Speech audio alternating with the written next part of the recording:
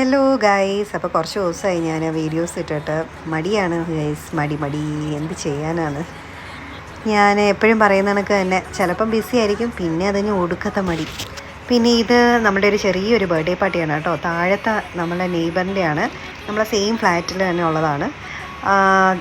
അങ്ങനെ നമ്മളെല്ലാവരും പോയിട്ടുണ്ടായിരുന്നു കേട്ടോ. പിന്നെ അപ്പുറത്തേക്കുന്ന ആൻറ്റി ഇല്ലേ, വൈഷ്ണവനെ പിടിച്ചുകൊണ്ടിരിക്കുന്ന ആൻറ്റി അടിപൊളി ഒരു കുക്കും കൂടെ ആയിരുന്നു. നല്ല അടിപൊളിയായിട്ട് ഫുഡെല്ലാം ഉണ്ടാക്കും കേട്ടോ, നല്ല സൂപ്പറായിട്ട്.